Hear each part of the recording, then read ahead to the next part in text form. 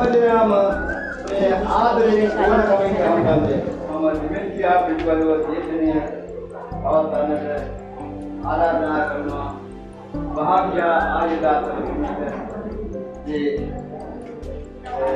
කාර්ය කරන කණකාඩිනවාද අද විකාශනයට පාස් කරන්න යන්නේ මොනවත් නැහැ කියලා තමයි මුලින්ම ජීවන අමතරකේ මතකද මම ස්තුතිවන්ත වෙනවා. මම මහත්මයා තමයි ගොඩක් මට කිස් කරලා කතා කළා.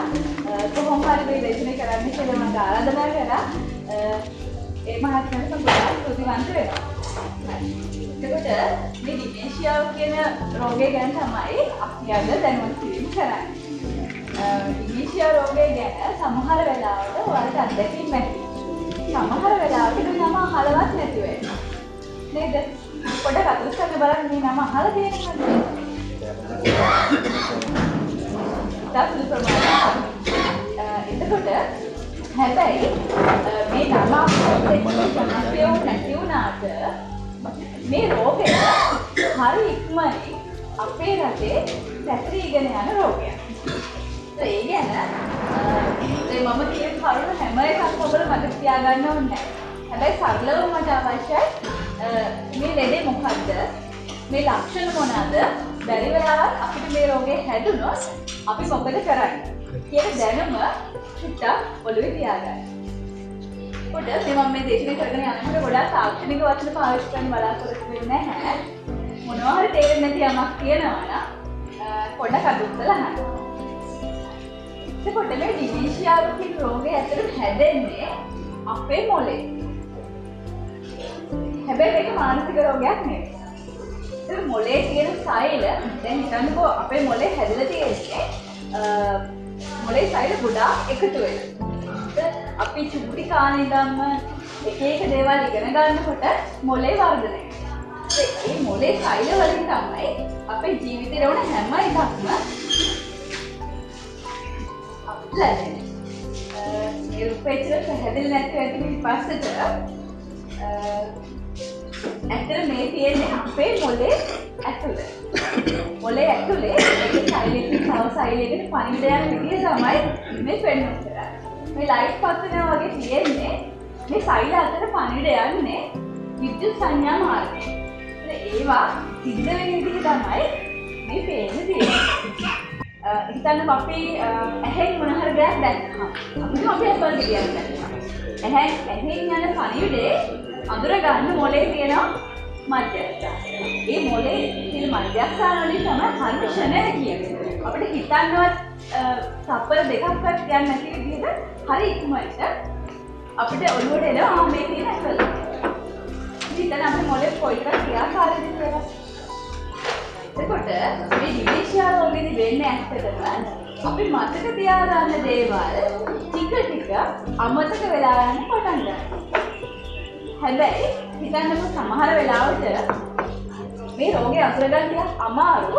අපි හිතනවා මේ රෝග ලක්ෂණ සාමාන්‍ය දේවල් කියලා. දැන් හිතන්න කවුරු හරි වයසට යනකොට පොඩ අමතක කරන කණ්ණාඩි තියුදෙන එහෙම නැත්නම් ෆෝන් එක තිබ්බහම අමතක කරනත් මොකද කියන්නේ? ආවුම් තමයි වයසට ගියාම ඉතින් මොම වෙනා තමයි කියලා අපි මොකද කරන්නේ? ඒක සාමාන්‍ය දෙයක් කියලා අපි හිත හදාගන්නවා.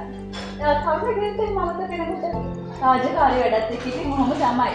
රසාවල වැඩයි, ගෙවල් වැඩයි කරන්න අමාරු වෙන්නේ. ඒත් එහෙම තමයි අමතක වෙනා තමයි. කියලා අපි මොකද කරන්නේ?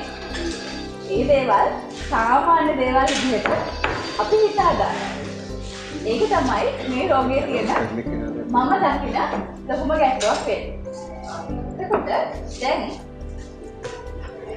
අපේ රටේ මුළු ලෝකෙම මේ ඩිමෙන්ෂියා රෝගේ තියෙන කට්ටිය මිලියන 152ක් ඉන්නවා. අවාසනාවකට වගේ හැම තප්පර 3කට සැරයක්ම යවුදනම් මේක තප්පර 4කට සැරයක් කියලා තිබුණේ තප්පර 3කට සැරයක්ම ලෝකයේ කොයිනම් හෝ තැනක ඩිමෙන්ෂියා රෝගේ ඇති වෙනවා. සරල ගණන් කරමු මගේ ටික තප්පර 3ක් අපි හැමෝම 1 2 3 මේ තප්පර 3 අවසානයේ ලෝකේ කොයියම් හෝ තැනක ඩිමෙන්ෂියා රෝගය ඇති වෙනවා. ඒකෝ දවසට තප්පර කොයිතරම් තියෙනවද? දවස් 365ට තප්පර කොයිතරම් තියෙනවද? කොයිතරම් ඉක්මනට අපි අතරේ මේ රෝගය පැතිරෙගෙන යනවා. නේද? ඒ නිසා මේ රෝගියා දැනුවත් වෙන එක හරි වැදගත්. ඒ වගේම ලංකාවේ තත්ත්වය ගත්තොත් එහෙම දැන් වෙනකොට ලංකාවේ පුද්ගලික ලක්ෂ 1.5 විතර දැනට අඳුරගෙන තියෙනවා. හැබැයි ගණන් බලලා තියෙනවා මේක තව අවුරුදු 30කින් විතර ඊයපේ කියලාද මිලියන භාගයකට වැඩි වෙයි. ඒකට සමහර වෙලාවට මේ මිලියන භාගය ඇතුලේ කවදා දවසක මම ඉන්න පුළුවන්. මේ ඉන්න ඔබ ඉන්න පුළුවන්. ඔබේ ආදරණීය කවුරු හරි ඉන්න පුළුවන්. දරුවෙක් නැත්නම් පවුලේ කෙනෙක් නෑදෑයෙක් ඉන්න පුළුවන්. ඒ නිසා හරිම වැදගත් මේ තොරතුරු හොඳින් මතක තියාගන්න එක සහ මේ ඔයාලා ගන්න දේවල් අනිත් අයත් එක්ක බෙදා ගන්න. එතකොට ඩිමෙන්ෂියා වර්ග කිව්වහම ඩිමෙන්ෂියා වර්ග ගොඩාක් තියෙනවා. ඉතින් අපි අතරේ ගොඩාක්ම වැඩිපුරම හැදෙන්නේ මේ ඇල්සයිමර් ඩිමෙන්ෂියා කියන ඩිමෙන්ෂියා තත්ත්වය. ඊට අමතරව වෙන තත්ත්වල් ගොඩාක් තියෙනවා. ඊළඟට මේක හරියට ඔයාලා දැකලා තියෙනවා අයිස් කුට්ටියක් පාවෙන දර්ශනයක්. ටීවී එකේ හරියට අයිස් කුට්ටිය දැක්කම අයිස් කුට්ටිය වැඩිපුර ප්‍රමාණයක් තියෙන්නේ වතුර ඇතුළේ. ඒතර ටික තමයි වතුරට උඩින් තියෙන්නේ. ඒ වගේ තමයි මේ රෝග ලක්ෂණ. දැන්කොත් ඇත්තටම අවුරුදු 60 විතර පැන්න අය තමයි මේ ඩිමෙන්ෂියා රෝගේ ගොඩාක් තියෙනවා කියලා හඳුනගෙන තියෙන්නේ. දැන් මෙතනින් ගොඩාක් 60 හෝ 60 ආසන්න වෙන්න ඇති කියලා මම කල්පනා කරනවා.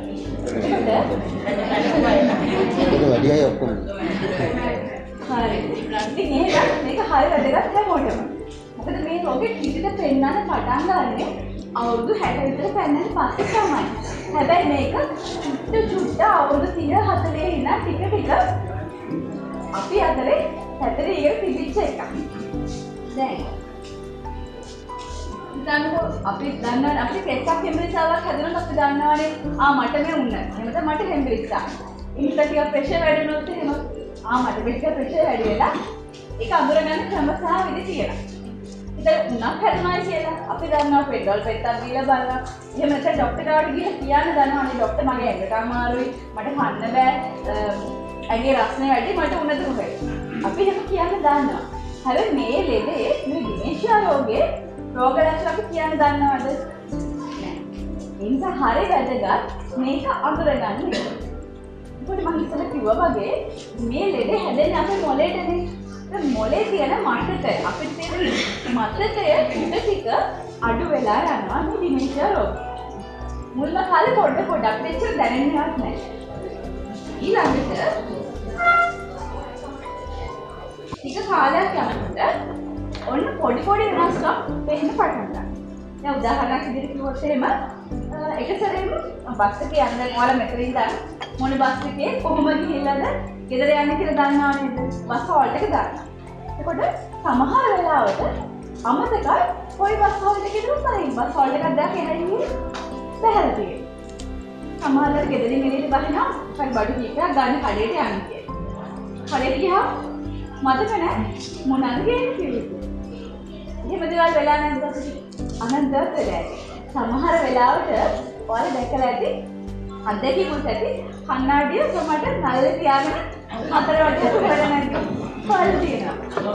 ෆෝන් එකේ charge එක ගහලා කොහේ හරි කියලා ෆෝන් එක නැගලා අපි හොයලා නැද්ද? හොයලා තියෙනවා. මං කියන්නේ මේක සියයට ඩිමෙන්ෂියා රෝගය කියලා. හැබැයි සමහර වෙලාවට අපිට අදහසක් ගන්න පුළුවන් මේක ටික වැඩිපුර වෙනකොට ඉතින් අමතක වෙගෙන යනකොට මේ රෝගයේ රෝග ලක්ෂණ දෝ කියලා හිතේ සැකයක් එනවා. ඒක හරි හොඳයි. ඒක ඊළඟට මෙහෙම කෙනෙක්ට සමහර වෙලාවට දේවල් නැවත කරනවා. දැන් හිතන්නකො මෙතන ඉන්න ගොඩක් අය අඳුරනවානේ. අලුත් කෙනෙක් ආවොත් මොකද කරන්නේ?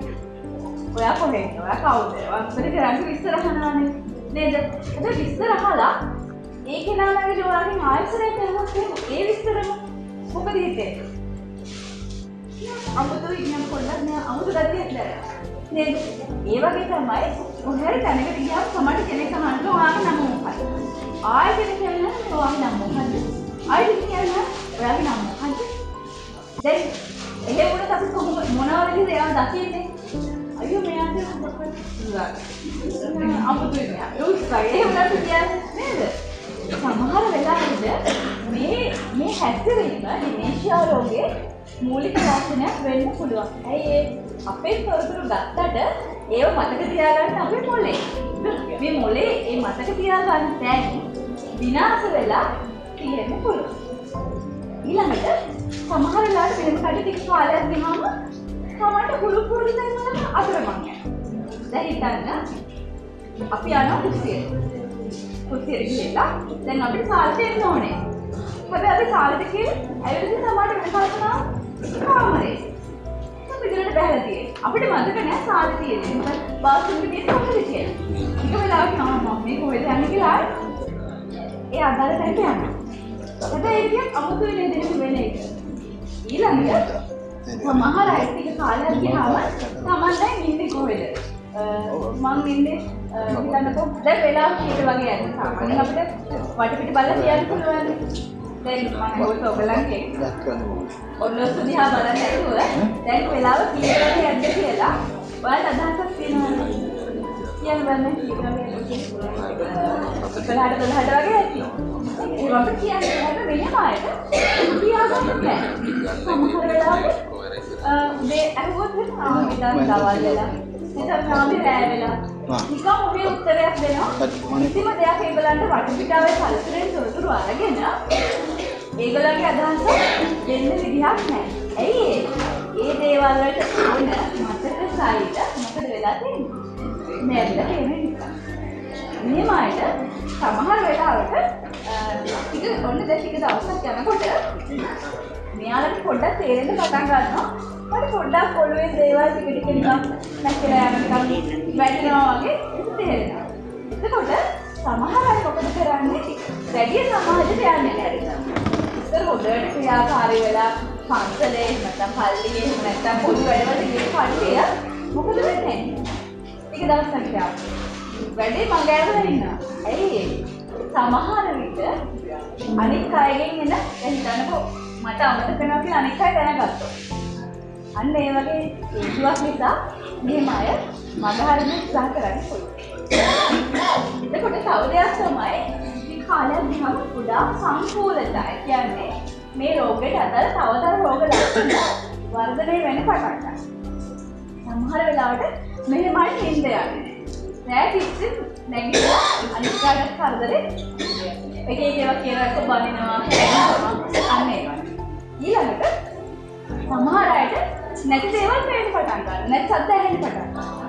දැන් උදාහරණයක් විදිහට මේ වෙන කෙනෙක් කවුරු හරි ඔයාලට කියන්නවා මේ අපේ පුතා ඇවිල්ලා ඉන්නවා ඒ ඔයගොල්ලෝ කතා කරන්නේ නැත්තේ. ඉතින් බලන්න කවුරුහරි මේ ගොඩක් වෙලා හිටිය කවුරු කතා කරේ නැහැ කියලා කියනවා. හැබැයි එයා තමයි කියන්නේ. අපිට පේන්නේ නැහැ. ඇත්තටම එහෙම කෙනෙක් ඇවිල්ලත් නැහැ. අර කිනාගේ ඔළුවේ අර වගේ අමුතු දේවල් පේන්න පටන් ගන්නවා. සමහර වෙලාවට සමහර කෙනා මට පිරිත් කියන සද්දයක් ඇහෙනවා. කියන හැබැයි ඇත්තට පිරිතක් දාලා නැහැ කවුරුත් සද්දයක් ඇහෙන්නේ නැහැ. හැබැයි අර කෙනාට අර වගේ අමුතු සද්ද ඇහෙන්න පටන් ගන්නවා. ටිකක් හිතේ මමා ගන්නකො මේ වගේ රෝග ලක්ෂණ තියෙන කෙනෙක් සමහරවිට මෙහෙම අය ඔයාලගේ සමාජයේ ඉන්න පුළුවන්, ගමේ ඉන්න පුළුවන්, ගෙදර ඉන්න පුළුවන්. ඒක හොඳට මතක තියාගන්න. ඊළඟට සමහර වෙලාවට මෙහෙම අය හරි කලබලයි. හරියට තරහ යනවා. සමහර ගොඩාක් මම මේ ඩිජිටල් රෝගියෙක් වැඩ කරලා තියෙනවා. ඒකට එහෙම කවුලේ ඇවිල්ලා කියන දේ තමයි අනේ මේ අපේ අම්ම හරිය හොඳයි. කවදාවත් අපිට බැඳ නැහැ. වටේ පිටේ ඉන්න අයට හොඳයි, හොඳ උදව් කරගෙන ඉන්න හොඳ කෙනෙක්. හැබැයි මේ ළඟක ඉඳන් අපේ අම්මා මේ නරක වචන කියන අපේ ළමයි ඉස්සර. මම හිතේ ඒක වයසේ හැදි කියලා හොඳ. එහෙම කියන අය ඕන තරම් නේ. දැන් තව උදාහරණයක් මම කියන්නම්. මේ රෝගියෙක් අපිට හමු වුණා. මේ අම්මා අවුරුදු 6ක් වගේ. මේ අම්මා හිටියේ මෙයාගේ පුතයි. ඒ දෙන්නම ජොබ් එකක් කරන නිසා මේ අම්මා ගෙදර තනියි. ඒක ටිකක් වෙලාවට තමයි එහා ගෙදරට ගිහින් ගොඩක් කතා කරගෙන ඉන්න පුරුද්දක් මෙයාට තිබුණා කාලේ. එහෙම ගියාම මට ඉතින් තේ එකක් දෙනවා. බස් කරලා ටිකක් කපුද කියලා අහනවා. අපි ඉතින් එහෙම නෙමෙයි කවුරු ගෙදරට ආවම තේ බොන වෙලාවක කවුරු අනිවාර්යෙන් තේ එකක් දෙනවා. දැන් ඒක වගේ මේ අම්මගෙන් අහුවම අපි තේ එකක් දෙන්නද කියලා. මෙයා දෙන්න කියලා. ටික දවසක් මෙයා බස් කරනවා. කැමති කියලා මානේ මට බඩ ටිකක් දෙන්න මම හරි බඩගින්නේ කියලා කියනවා. එතකොට ඒක ටික දවසක් යනකොට ඒ අදාළ ගෙදර කෙනා මේ දැකලා තියෙනවා මෙයා කන්නත් නැතුව මෙයා කලකන්න නැතුව වගේ ඉන්නවා. ඒ ඉන්නේ ගෙදර. මෙයා කියන්න පටන් ගන්න මම බලන්නකෝ මම මට උදේට ඒකක්වත් දෙන්නේ නැහැ. එහෙම නැත්නම් මට බඩ ටිකක්වත් දෙන්නේ නැහැ. මගේ ළමයි මට කලකන්නේ නැහැ. ඔන්න ඔහොම කියන්න පටන් ගන්නවා. හැබැයි හොයලා බලනකොට ඇත්තටම ඒ දුවල් පුතා මේ අම්මට හොඳට සලකලා. දෙකත් ඒකක් දීලා 10ටත් ඒකක් දෙන්න ඔක්කොම බඩලෑස් කරලා හවසත් දීලා කෑම දීලා තමයි ඒත් මේ අම්මා කියන්නේ මගේ ළමයි මට කන්න දෙන්නේ මට සලකන්නේ. දැන් සාමාන්‍යයෙන් එහෙම කෙනෙක් අපේ සමාජයේ හිටියොත් අපි මොකද යාට කියන්නේ? අපි ලේබල් එකක් දානවානේ. අයියෝ මෙයා ඇත්තට හොඳ නැහැ. මේ ළමයි මෙච්චර සලකලා මේ අම්මා ඒක ළමයිට ඒක කියනවා. හරි නරක කියන්නේ. අපි එහෙම නේද හිතන්නේ? හැබැයි ඇත්තටම මෙයාගේ ප්‍රශ්නේ මෙයාට මතක නෑ මෙයා තේ දෙවුවා බත් කෑවා කියලා. ඇයි එයාගේ ඒ මතකයේ ටික ඔළුවේ ගිහිල්ලා. එතකොට මේ වගේ දේවල් ඕනතරම් අපි සමාජයේ දැකලා නැද්ද? කොයිතරම් ගැටුම් ඇති වෙනවද මේ වගේ දේවල් නිසා? සමහර වෙලාවට මේ තත්ත්වය ඩිමෙන්ෂියා රෝගය තියෙන කෙනෙක් නිසා වෙන්න පුළුවන්.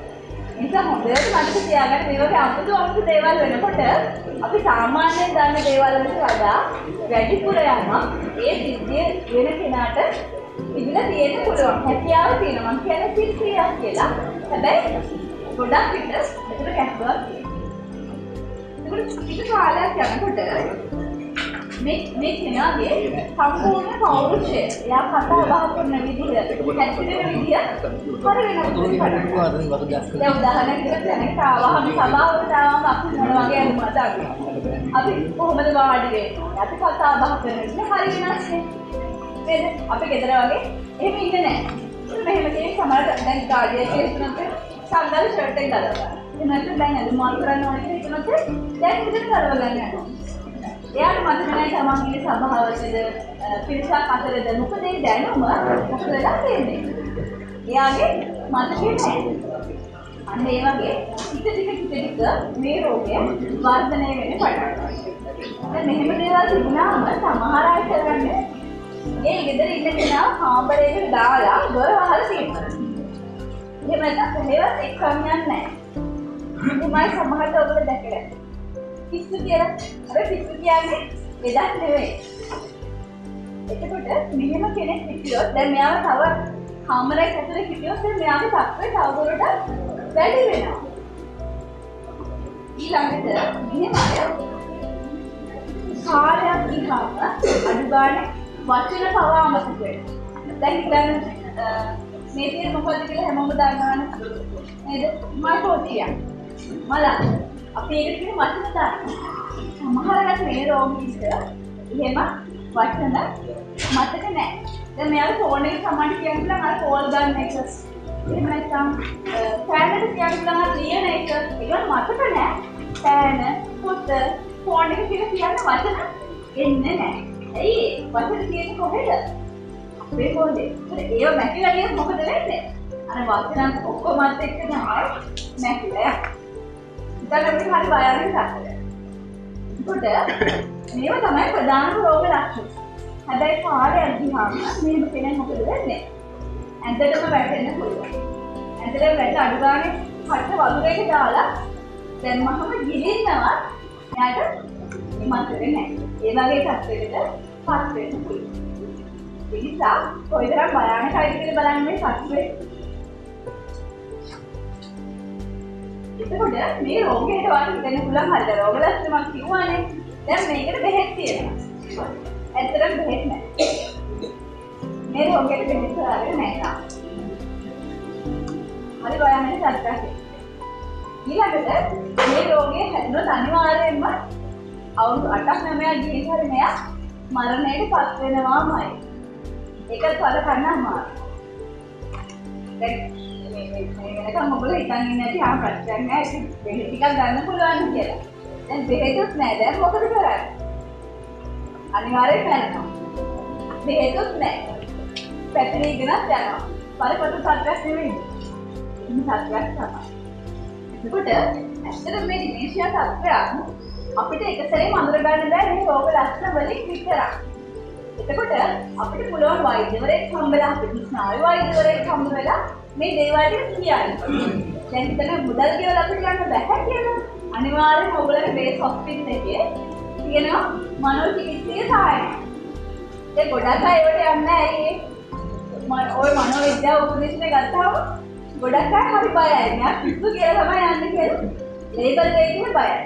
එහෙම නැහැ. පිස්සු කියන්නේ රෝගයක් නෙවෙයි. පිස්සු කියන ડોක්ටර් කෙනෙක් හම්බෙන්නේ නැහැ නේද? ඇත්තට සමහරට යම් කිසි මතකයක් තියෙන අවබෝධයක් තියෙන කෙනෙක් තමයි රෝගියෙක් කියලා ප්‍රතිකාර කරන්නේ. නිසා කිසිම කෙනෙක් පැකිලෙන්න එපා. මේ වගේ සත්‍යයක් තිබුණොත් එහෙම සුට්ට අමතක වෙලා යනවා. ඔයාලට පුළුවන් ඔයාලගේ මූලික රෝහලේ මනෝචිකිත්සකීය සායයට ගිහිල්ලා මෙමරි ටෙස්ට් එකක් කරගන්න. ඒ කියන්නේ මතක පරීක්ෂාවක් කරගන්න. රජයේ රෝහලේ පුළුවන් ප්‍රයිවට් කරන්න පුළුවන්. එහෙම නැත්නම් ලංකා අයසයින් පදනම වගේ රාජ්‍ය ආයතන තියෙනවා. ඒගොල්ලෝ නොමිනේව මේ පරීක්ෂාවල් ඔයගොල්ලන්ට ලබා දෙනවා. ඒ වගේ අපිට පුළුවන් ඇත්තටම මෙයාට ඩිමෙන්ෂියා රෝගය තියෙනවද කියලා අදහසක් ගන්න. ඒ වෛද්‍යවරයෙක් තමයි තීරණය කරන්නේ බැරි වෙලාවත් හිතන්නකො මෙයාට විෂරෝගී තිබුණායි කියලා. ඒක ලොකු ගැටලුවක් නේ. තව රුධිර පරීක්ෂාවක් කරලා ජාන පරීක්ෂාවල් MRI ස්කෑන් ඒවා ගොඩාක් ක්‍රම තියෙනවා මේ රෝගය තියෙනවද කියලා අඳුරගන්න. එයා ඒකම දේවල් කරලා අන්තිමේට තීරණය කරනවා එක්කෝ මෙයාට ඩිමෙන්ෂියා රෝගය තමයි. එහෙම නැත්නම් ඩිමෙන්ෂියා රෝගය නෙවෙයි මෙයාට මේ රෝග ලක්ෂණ තිබුණා මෙයාට වෙන මොනවා හරි අපි දුමු තවත් මානසික ගොඩක් තියෙනවා නේද දෙයක් වෙන්න පුළුවන් කියලා නිගමනය කරනවා. ඒ නිසා හරිම වැදගත් මේ පරීක්ෂාව කරගන්න. ඒකට දැන් ඔයාලට හිතෙන්න පුළුවන් ඇයි අපිට මේ ඩිමෙන්ෂියා රෝගය හැදෙන්නේ? ඒකට ගොඩාක් හේතු තියෙනවා. ඒක හේතුවක් කියන්න බෑ. එකක් තමයි වයස. දැන් වයස යන්න මේ රෝගේ ඉඳාන ගතිය ටික වැඩි. ඊළඟට ජාන. ඊළඟට පවුල් කෙනෙක් මේක තිබුණා නම් බැරි වෙලාවත් ඔයාලට මේක එන්නේ ඉඩකඩ තියෙනවා ගොඩක් දුරට. ඊළඟට කාන්තාවන් අතර මේ රෝගය පිරිමියට වඩා සාපේක්ෂව ටිකක් වැඩි. මේවා අවදානම් සාධක. ඊළඟට කෙනෙක්ගේ පාලනය වුණේ දිය වැඩියාව තියෙනවා. හිතන්නකෝ. ඊළඟට කොලෙස්ටරෝල් මට්ටම වැඩි නම් ප්‍රෙෂර් එක තියෙනවා නම් මේ රෝගේ එන්න ඉඩකඩ තියෙනවා. සමහර වෙලාවට ඔයගොල්ලන්ගේ ගෙදර කෙනෙක්ට වෙන්න පුළුවන්, ඔයගොල්ලන්ට වෙන්න පුළුවන් සමහර දිය වැඩියාව තියෙනවා නේ ඕන තරම් එක. ලේවල කොලෙස්ටරෝල් වැඩියයි ඕන තරම් එක. ප්‍රෙෂර් එක වැඩියයි ඕන තරම් ඉන්න. එතකොට ඒක අවදානමක් තමයි ඩිමෙන්ෂියා වගේ රෝගයක් හැදෙන්නේ. ඊළඟට සමහර වෙලාවට විටමින් ඕනතා. ඒ වගේම හිතන්න පදික සූරතාව බල වැඩිකම නිසා. අන්න මොලේට මොනවා හරි ඇක්සිඩන්ට් එකක් වුණත් ඒක මේ රෝගය හැදෙන්න පුළුවන්. ඒක තව ඒක ගොඩාක් තියෙනවා. මොනවද කියලා අපි යාම තියෙනවා. ඈ? තියෙනවද? එතකොට දැන් අපි මේකට මොකද කරන්නේ? දැන් මම ලක්ෂණයක් කිව්වා මොන වගේ දේවල් නිසාද මේ රෝගය කියලා කිව්වා. ඊට පස්සේ අපිට පුළුවන් මේකට අපි මේක පාලනය කරගන්න. නැත්නම් හැදෙන්නේ නැතුව ඉන්න උත්සාහ කරන්න පුළුවන් දේවල් ගොඩක් තියෙනවා කරන්න. හැබැයි කිසිම දෙයකට අමුතුවෙන් සල්ලි ඕනේ නැහැ. අපිට ඕනේ කාලයයි හැපවීමයි විතරයි. අංක එකට ඔයාලා සමබර පෝෂ්‍යදායී ආහාරයක් ගන්න ඕනේ. එතනම හරිම වැදගත් ඔයගොල්ලෝ හොඳ එළවලු, පළතුරු, පලා වර්ග පාවිච්චි කරන්න. සමහර වෙලාවට සමහර අය කියනවා කෑම රස දැනෙනවා. يعني පොත්පොළොස් කන්න බෑ බඩ පුරව දාන්න. කොහෙද ටිකක් කන්න කැමති නැහැ. කරවල ටිකක් කන්න කැමති නැහැ. එහෙම නෙවෙයි. හොඳට පුළුවන් තරම් එළවලු, පළතුරු, පලා වර්ග ගන්න. මේ වගේ තියෙනවා ඇන්ටි ඔක්සිඩන්ට්ස් කියලා මේ සංයෝගය අපේ මොලේ හැදෙනන්නේ මතක සෛල අමතක වෙන සංයෝග ගොඩක් මේවා මකලා දාන්න මේගොල්ලෝ සටන් කරලා අපේ හොඳ පැත්තට ගේන්න මේ සංයෝග උදව් වෙනවා. ඒක හරියට වැදගත් අලුත් එළවලු පළතුරු කලා වර්ග පාවිච්චි කරන්න. ඊළඟට අපේ මොලේ අපේ ඇඟයි හොඳට ක්‍රියාකාරී වෙන්න ඕනේ. දැන් හිතන්න අපි පොඩි දුරක් උඩ කරන්නේ රුපියල් 50කට දීලා සීලයට යන්න. අපි හරි ආසයි රාජාගරේ තියෙන ලිස්ට් එකක් තියෙනවද? පඩිකල යන්න බෑ ඒක. ධනිස් අමාරු, කොන්දේ අමාරු, නැග ගන්න අමාරු. අපි හරියට පහසු ක්‍රම හොයනවා. ඒකෙන් අපිට මොකද වෙන්නේ? අපිට ඕන ව්‍යායාමයකට හම්බ වෙන කුංචි මොඩාස් නැති වෙලා යනවා. ඒක පුළුවන් තරම් දැන් මට ඔයගලන්ට කියන්න බෑ හැමෝටම ජොගින් කිට් එකක් ඇඳගෙන වඩ ටිකක් යන්න ගමු වටේ කියලා. ඒක කරන්නේ සමහරට ආයෙත් අමාරුයි. හැබැයි ඔයාලට පුළුවන් ඔයාලගේ පිටුලේ අඩු ගානේ වට 10ක් හැවිදින්න.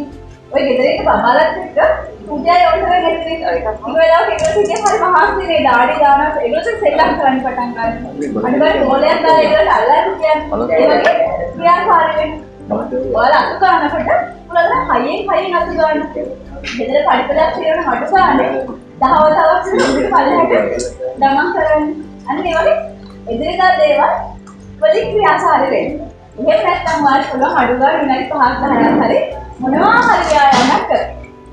ඊළඟට මත දැන් අපේ මොලේ වැඩ කරන්න මොකද වෙන්නේ? මේ මතක සෛල වලට ඕනේ අවකාශය මොකද? ඒ නිසා අඩු ගානේ පොතක් කියවන්න, පත්තරයක් කියවන්න. දැන් පිරිස් කොටල තියනවද පිරිස් පොතේ? ඒක පිරිසක් හරියට කටපාඩම් කරන්නේ. ඔය පොඩි බබාලට චක්‍රය අහන්න, ඔයාලා චක්‍රය දෙන්න. ඒ වගේ මොලේ වෙහෙසන ඕනම ක්‍රියාකාරකමක් දරුවෙක් එක්ක කරන්න. ඒක හරි වැදගත්. එහෙම නැතුව දැන් මේකෙන් නැත්නම් අපේ ෆෝන් එක අපේ මොලේ ක්‍රියාකාරීත්වයට වර්ධනය වෙන දේවල් සිද්ධ කරන්නේ නැහැ. හරි අඩු වෙන්නේ. ඒ හැම වෙලේම හිතේ ශබ්ද කරන්න මතක තියාගන්න සැලසුම් කරන්න. දැන් හිතන්න පරිප්පු හොද්දක් හැදුවා. ඒක සැලසුමක් තමයි. ඒක හිතන්නකො පරිප්පු ටික තියෙනවා. මොකේද ඔය යන්නේ? කොයිතරම් ප්‍රමාණයක් දානවද? ලුණු කොච්චර දාන්නවද? ඒවා අපේ හිතේ සැලසුම් තමයි. දැන් සමහර වෙලාවට විතර වුණාම ගෙදර ඉඳන් මොකද කියන්නේ? අම්මා එන්නත තාත්තා ඔයා දැන් ගොඩක් කාලයක් වැඩ කරානේ ඒ නිසා අඩු ගන්න පැය දෙකක් හරි වැඩිපුර නිදා ගන්න. ඒක කියන්නේ නැද්ද? ආදරේ තමයි කියන්නේ. නේ? එයා වෙනද උයපු දේවල්, සුද්ධ කරපු දේවල් ඒක මොකුත් කරන්න දෙන්නේ නැහැ සමහරවල්. කියන්නේ අපි ඕකට ඔක්කොම කරන්න. එයා පොඩ පුතේ වාඩි වෙලා ඉන්න පොඩ පාඩලයි ඔක්කොම කරන්න එපා කියලා සමහර දරුවෝ කියනවා. ඒකෙන් ඔයාලා නැති වෙන්නේ මොනවද? අපේ ක්‍රියාකාරකම්. අපේ සැලසුම් අපේ මොලේ සහ ඇඟ වැඩ කරන්න ඕන අවස්ථාවල් තමයි නැති වෙන්නේ. ඒ නිසා එහෙම වෙන්න එපා. පුළුවන් තරම් හොඳට ක්‍රියාකාරී වෙන්න. අඩු ගානේ උදේ 5ට නැගිටින උදේ 5ට නැගිටින්න අඩු ගානේ පොල් ටිකක් දාලා දෙන්න. මල්ලු ටිකක් හදලා දෙන්න. පුළුවන් තරම් ක්‍රියාකාරී වෙන්න. මල් ටිකක් වවන්න නැත්නම් ගෙවතු වගාවක් මොන හරි කරන්න. පුළුවන් තරම් ක්‍රියාකාරී වෙන්න. එගේ වයසට හිතේ වයසට එපා. එතකොට ඔයාලගේ සම්පූර්ණ ඇඟයි මොළය හොඳට වැඩ කරන්න පටන්. එහෙම නැත්නම් තමයි ලෙඩ ගොඩාක් එන්නේ. ඔහේ කටට කල්පනා කරලා ඉන්න එපා. එන්නට අමාරු කියලා නිදාගෙන ඉන්න එපා. පුළුවන් තරම් ක්‍රියාකාරී වෙන්න. ඒකෙන් ඔයාලගේ මොළයට ඉන්න කරන්න බැරි යහපතක් තමයි සිද්ධ. ඊළඟට සමහර වෙලාවට සමහර අය කැමති නැහැ ටෙස්ට් එකක් කරගන්න. සමහර වෙලාවට දැන් සංසදේ නැත්නම් ඔයාලගේ සංවිධානවල මොකද ක්ලිනික් එකක්. සායන පවත්වන්නේ නැද්ද? එනවා නොමිලේම ඇවිල්ලා වෛද්‍යවරු සමහර ඒ පවත්වනවා. සමහර කට්ටිය කැමති නැහැ. අඩු ගානේ ලේ ටිකක් බලා ගන්න, ප්‍රෙෂර් ටිකක් බලා ගන්න කැමති නැහැ. ඇයි ඒ? සමහර අය කියලා මට ඇහෙන්නේ තියෙනවා. ඕවා බැලුවොත් නේ අපිට වෙන්නේ. නේද? එහෙම ගොඩක් අය තමයි. ඒක සමහරවිට අපෝ පරම්පරාවේ පාඩකව තිබුණා නෑ ඒක මටත් නෑ. ඕව මම සෙට් කරන්න ඕනේ නෑ. එහෙම වෙන්නේ නැහැ. දැන් හිතන්න අපේ චෙක්අප් එක කරගත්තේ නැහැයි කියලා අපිට ඒ ලෙඩේ නෑ කියලා සහතික වෙන්න පුළුවන්. දැන් අපි හිත හදාගන්න එක විතරයි නේ. සහ ඒ රෝගේ වැඩිපුර වර්ධනය වෙනවා. ඒක හරි වැදගත්. අඩු ගානේ මාස 6කට අවුරුද්දකට සැරයක්වත් මේකක් බලා ගන්න ප්‍රොජෙක්ට් එකක් බලා ගන්න සම්පූර්ණයෙන්ම පරීක්ෂාවක් කරන්න හොඳයි. අවස්ථාව ලැබෙන හැම වෙලේම පොඩි ප්‍රකාශ කරගන්න අකමැති වෙනවා. ඊළඟට මද්ද්‍රව්‍ය සහ දුම්වැටි භාවිතය අඩු කරගන්න. මේ වගේ අඩංගු වෙනවා අපේ මොළයට පිටතට නැති විස ද්‍රව්‍ය ගොඩක්. මේවා අර මතක ශෛල අමතක වෙන්න හදන සංයෝග වලට බලපානවා. ඒක හරිම වැදගත්. මද්ද්‍රව්‍ය සහ දුම්වැටි වලින් අයින් වෙලා ඉන්න. ඒ වගේ පුළුවන් තරම් සමාජීය ක්‍රියාකාරකම් වල නිරත වෙන්න. දැන් මම ඉතින් තාවට පස්සේ බලන් හිටියා ඔයගොල්ලෝ වැඩ කරපු විදිහ මට හරි සතුටු හිතුණා. මොකද ඔයාලා හරි ක්‍රියාකාරී. මම හිතන්නේ මෙන්න කාටවත් ඩිමෙන්ෂියා රෝගේ හැදෙයි කියලා. ඇයි ඒ? ඔයාලා හරි ඇක්ටිව්. සිංදු කියනවා, නටනවා, ටිකනවා, පොදු දේවල් කරනවා හරි හොඳයි. ඒකේ ඔයාලා වයසට ගියාට ඔයාලා තාමත් මේ සමාජයේ පුරවැසියෝ විදිහට ඔයාලා අල්ලගෙන ඉන්නවා. ඒකෙන් ඔයාලා බිනුම් අවස්ථාවල හම්බෙනවා. දැන් සමහර අය කැමති නැහැ අපෝ ඔයාලට ගියාම හරි කරදරේ රණ්ඩු වෙනවා ඕක කරන්න බෑ. එහෙම ඉන්න එපා. අඩු ගානේ රණ්ඩු වෙන්න හරි අපේ මොලේ වැඩ කරන්න ඕනේ නැද්ද? වචන මත තියාගන්න ඕනේ. මේ කට වැඩ කරනවා, ඇහැ වැඩ කරනවා, අත වැඩ කරනවා. ඒවට හම්බෙන්නේ ස්ටේජ් ක්‍රියාකාරකම් හම්බ වෙනවා. ඒ නිසා රණ්ඩු වෙන්න හරි මේ වගේ දේවල්ට යොමු වෙන්න. ඒක හරි වැදගත්. පොඩි පුෂා කියන්න පුළුවන් තරම් පොදු වැඩවලට යන්න. මේක මට අම්මේ කියන්න නෑ ඔයගලන්ට. ඒ නිසා ඔයාලගේ තව අකමැති අය ඉන්නවනම් මේ වගේ දේවල්ට යොමු කරගන්න. ඒක ඒගොල්ලන්ගේ ජීවිතවල ලොකු කාර්යයක්. දැන් අපි ලොකු වෙලාවක් වෙනද කතා කරලා මම දන්නවා හරි අමාරුයි අහන්නේ කියලා. ඒ නිසා මම මගේ ඉක්මනින් අවසන් කරනවා. ඔයාලා මොන හරි කැපුවක් තියෙනවා නම් සංගාල මගෙන් අහන්න බලන්න.